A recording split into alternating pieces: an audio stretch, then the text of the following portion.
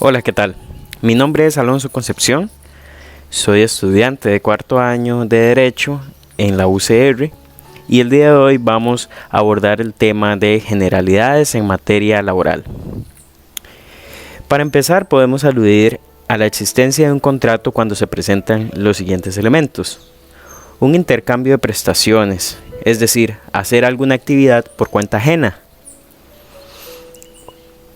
Una remuneración o salario.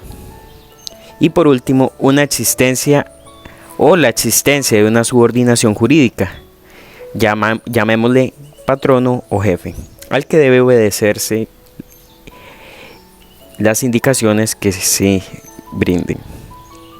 Estas relaciones laborales están contempladas en los artículos del 2 al 4 del Código de Trabajo, en donde se define el concepto patrón y dice: toda persona física o jurídica que emplea los servicios de otra en virtud de un contrato expreso o implícito, verbal, escrito, individual o colectivo.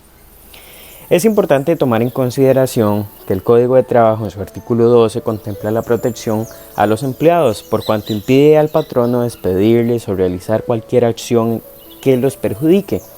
Esto con la finalidad de evitar que demanden auxilio a entidades judiciales para hacer valer sus derechos, los cuales son plasmados en el Código de Trabajo, reglamentos y demás leyes, además de tratados internacionales que buscan proteger a los empleados. Luego, a partir del artículo 18 del Código de Trabajo en adelante, podremos observar las características de los contratos. ¿Y cuál sería la idea de esto? Bueno, pues que tengamos claro el tipo de contrato que nos debe realizar el patrono al momento de ser empleados. Un ejemplo de esto es que en cuestiones de servicio doméstico, el contrato puede ser de tipo verbal, según lo estipula el artículo 22. Aunado a ello, durante los primeros 3 meses, se puede prescindir del servicio, es decir, eliminar el contrato sin ningún tipo de preaviso o demás, debido a que este tiempo es de prueba. Esto lo puede realizar tanto el patrono como el empleado, prescindir del contrato como tal. Otro elemento de los contratos que es necesario conocer en derecho son los principios. Estos principios podríamos decir que son normas muy generales que le dan dirección a las demás leyes, es decir, las inspiran. Esos principios están contenidos implícitamente en ellos. En el derecho laboral, este principio llamado principio de continuidad, el cual vimos en el video anterior, es muy útil en cuestiones contractuales, o en otras palabras, es bastante evidente o se aplica bastante en cuestiones contractuales. Otro elemento bastante importante es el auxilio de cesantía. Se puede decir que es una indemnización en caso de la terminación de la relación laboral. Por decirlo así, es un seguro de desempleo. Este se puede pedir en las siguientes condiciones. A partir de 3 meses a 6 se deben otorgar 7 días de salario, como por concepto de cesantía, de auxilio de cesantía. De 6 meses a 1 año equivale a 14 días de cesantía. A partir de 1 año ya son 19.5 días de salario lo que debe dar el patrono. Y finalmente, a partir de 13 años en adelante, se deben otorgar 20 días por cada año que fue elaborado. ¿En qué momento podemos pedirlo? Bueno, podemos pedirlo, se puede decir que se tiene el derecho a hacer la solicitud un día después de terminada la relación laboral y hasta 1 año para hacer la solicitud. Es decir, tenemos a partir del día siguiente de la terminación contractual hasta 1 año. Esto en virtud del artículo 29 y 30 del Código Laboral de Trabajo. También. El preaviso. Bueno, que el preaviso es un aviso previo que el trabajador hace al patrono cuando renuncia o viceversa, para cuando no medie justa causa para efectuar el despido. Esto aplica solo en contratos por tiempo indefinido. El preaviso debe hacerse si se tiene entre 3 a 6 meses, una semana antes. Si se tiene laborado de 6 meses a un año, debe hacerse 15 días con antelación el preaviso.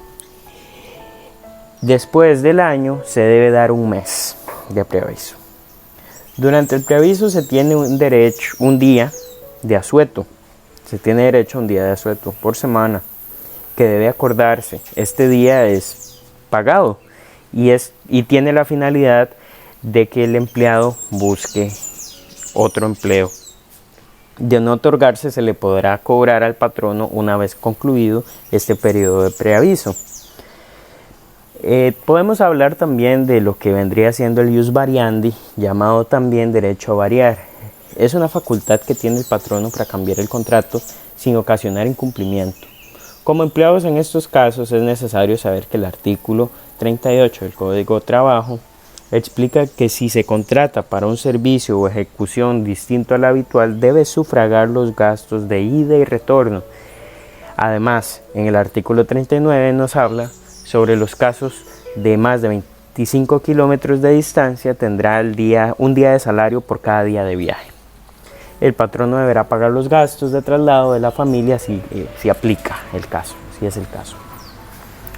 Con respecto a derechos sobre maternidad, podemos ver el artículo 94, en el cual dice que queda prohibido a los patronos despedir a las trabajadoras que estuviesen en estado de embarazo o en periodo de lactancia, salvo por causa justificada, originada en falta grave a los deberes derivados del contrato. Generalmente esos son delitos, son cuestiones que facultan al empleador para dar por terminado el contrato debido a un hecho delictivo o algo que es bastante grave con respecto al contrato.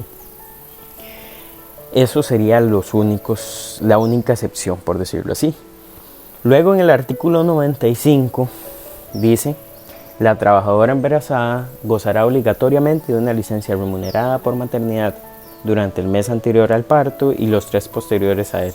Esos 3 meses también se consideran como periodo mínimo de lactancia, el cual por prescripción médica podrá ser prorrogado para los efectos del artículo anterior. Y finalmente, con respecto al tema de maternidad, en el 97 dice que toda madre en época de lactancia podrá disponer en los lugares donde trabaje de un intervalo de 15 minutos cada 3 horas, o si lo prefiere de media hora 2 veces al día durante sus labores, con el objeto de amamantar a su hijo. Con respecto a la jornada laboral, este tema es bastante conocido en sí. Se regula en el artículo 136.